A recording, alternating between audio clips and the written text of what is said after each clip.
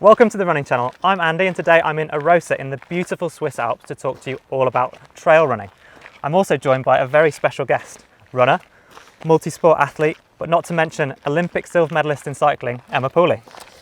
That's quite an introduction, thank you, Andy. I did used to be a pro cyclist, but actually my true love has always been running, especially trail and mountain running. And I'm lucky enough to live here in Switzerland and I have views like this and trails like these right outside my back door. So I'm hoping that today I can help share some of my passion for trail running with you.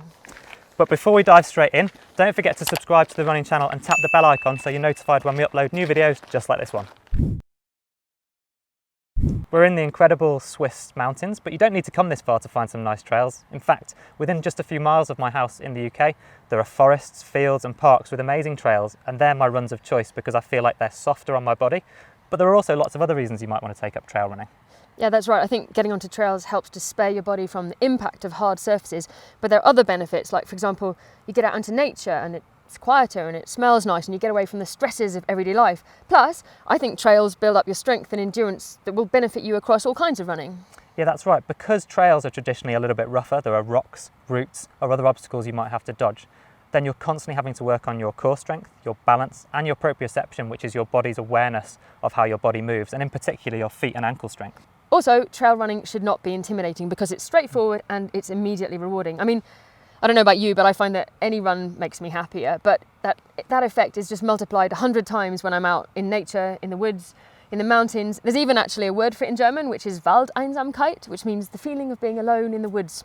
And I feel like that really brings me a lot of benefit, gives me a good start to the day. Let's talk about kit for running on the trails and if there's anything specific that you should think about before you head out there. Now, I think this depends on how long you're going for and where to. So if you're heading out on a local loop that you know quite well and it's fairly easy trails like flat, wide gravel roads, then your regular running kit will be just fine. But if you're heading into mountains or woodland with steep slopes or slippery surfaces like tree roots and rocks and mud, then there are a few things you might want to consider investing in.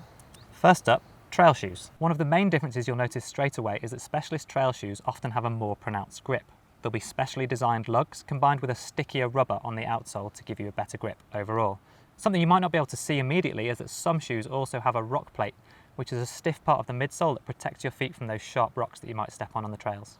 Yep, and some trail shoes also have a lower profile, which helps you to avoid turning your ankle on downhills and on the flat. They've often also got reinforced toe box and waterproof uppers. Basically, they are a feat of engineering, and if you invest in a pair, then it's worth looking after them. So make sure that after you've been out on the trails, you give them a bit of a rinse, take the insole out and let them dry out properly after running in them. There are a few other accessories that are worth considering, especially if you're tempted to explore or you're going that little bit further. Things like a packable lightweight waterproof, gaiters to fend off the mud and sticks when you're out running, a head torch if it starts to get dark, a map and a compass, a real map and a compass, as well as potentially a GPS watch to help you with navigation, poles to help you on the uphill or downhill sections with a little bit of extra support, and almost more important than all those things are food and water, so energy gels as well as some kind of way of hydrating. When it comes to hydration, you've got several options. So you've got handheld water bottles, or you've got dedicated hydration packs like a belt or a small rucksack. And do remember that if you're running at altitude, you'll need to drink a bit more water than if you're at sea level. It might actually even be worth investing in a special running rucksack which has pockets for those hydration bottles or the water pack in the back, and it's also got pockets to store all those extra things that Andy mentioned. It's a good idea to think about taking your mobile phone with you because that's one way of staying safe when you're out on the trails. Yeah, you might be quite a long way from civilization or any passers-by, so it's a good idea to be able to call for help. But do remember that in the mountains, sometimes you don't have any mobile reception, so it's also a good idea to tell someone where you're going and how long for if you're out on a big adventure. Yeah, and services like Strava's beacon or WhatsApp's live location, you could share those with a few trusted people so that they know exactly where you are when you're out and about. Yep, and although it is really useful to put your route on a GPX file on your watch, it's also a good idea to take a paper map, I found, so that when your watch or your phone run out of battery, you've still got some way of finding your way home. And I reckon it's always a good idea to take a head torch in case you're planning a long one and it gets a little longer than you expected and you end up out after dark. This has happened to me so often. Running on the road or the track is pretty straightforward, but adding in the varied terrain of trails can make things a bit more complicated, and there are lots of things to think about. The first thing to think about is your stride length. So on the trails, you should try to shorten your stride a bit, both to help you with balance and so that if you put a foot wrong, it's not a disaster. I do sometimes worry though, because being only 5'2", I think, well, if my stride gets any shorter, I might not go anywhere at all.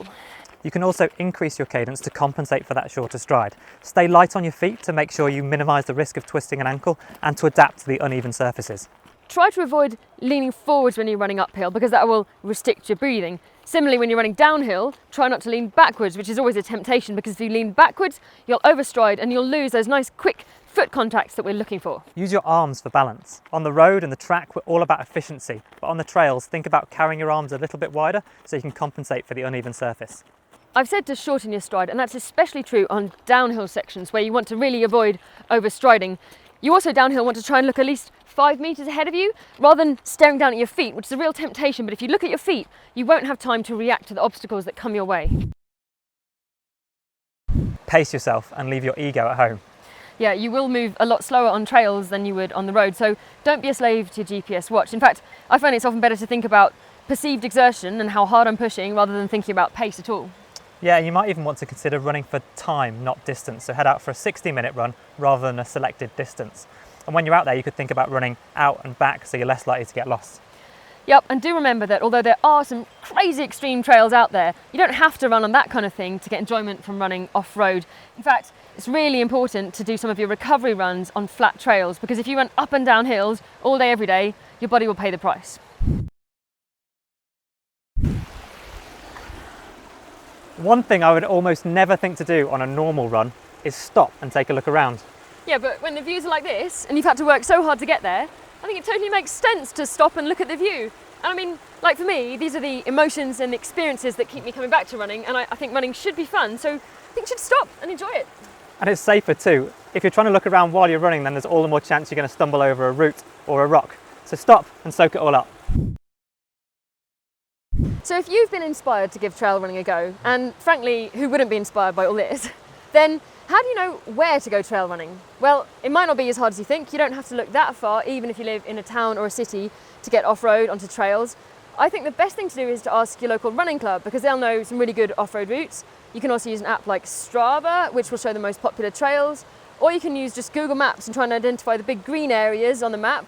Hopefully there'll be off-road running areas and not golf courses because golf course is a bad idea for running.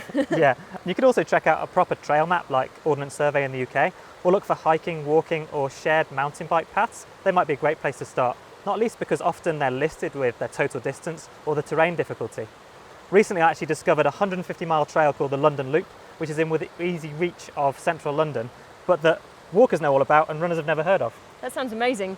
And also don't be too proud just to head down to your local park, your local woodland, because flat, easy trails are a great way to get started. I hope that today's video has inspired you to get out and hit the trails. I promise you won't regret it. And I have to say a massive thanks to Emma for joining us today. Oh, I've loved it. I could talk about running all day out here. We'd also actually love to hear where you enjoy running off-road, so make sure to leave a comment down below. Also, share your photos on social media, hit subscribe and tap the bell icon. Thank you very much for having me as a guest on the Running Channel.